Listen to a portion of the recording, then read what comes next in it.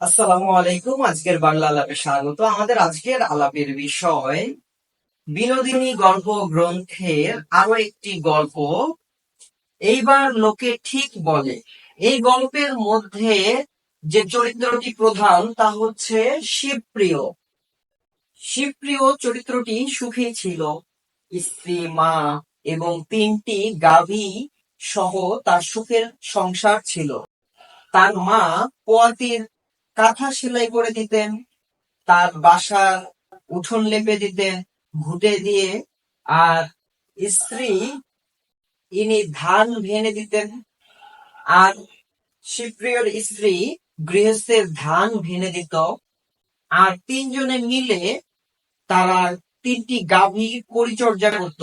গাভীর দুধ দুইয়ে শিবপ্রিয় বাজারে বিক্রি করত। এভাবে তারা ছোট ছোট কাজ করার মাধ্যমে তারা তীরকে তাল করে চলছিল। তাদের পরিবার ভালোই চলছিল, সংসারে সুখ শান্তি ছিল। এমন সময় একদিন এক সন্ন্যাসী এসে উপস্থিত হলো। সন্ন্যাসী অনেক শিষ্য সহ আসলো। এসে এক লিচু গাছের নিচে আস্তানা গাড়লো।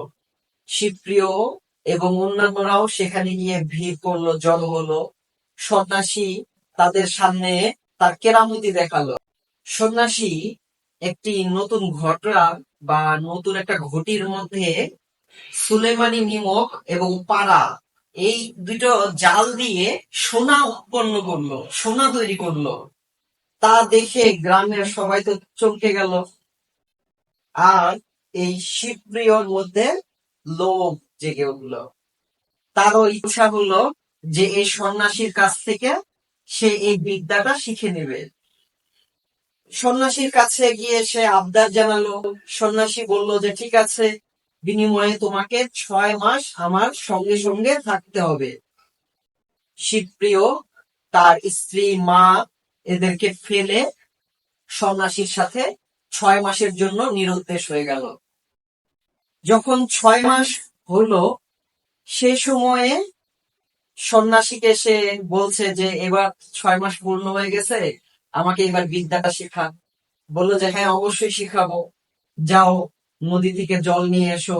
সে জল নিয়ে আসলো। সন্ন্যাসী একটা শরবত বানিয়ে এই শিবপ্রিয়কে খাওয়ালো। শিবপ্রিয় খাওয়ার পরে বেহুশ হয়ে গেল। শিবপ্রিয়র কাছে অসময়ের জন্য, বিপদ আপদের জন্য মানুষ যে একটা টাকা রাখে, 10 টাকা ছিল তার কাছে, সেই 10 টাকাটাও সেই সন্ন্যাসী নিয়ে চলে যায়। এই যে 6 মাস সে নিরুদ্দেশ ছিল, এই সময়ে তার সুন্দরী যুবতী স্ত্রীর নামে সমাজের মানুষ কলঙ্ক রটায়। এই অপমান, এই জ্বালা সহ্য করতে না পেরে শিবপ্রিয়র স্ত্রী আত্মহত্যা করে। আর যখন শিবপ্রিয় ফিরে আসে, সন্ন্যাসীর কাছ থেকে ধোঁকা খেয়ে যখন সে ফিরে আসে, এসে দেখে যে তার স্ত্রী নেই।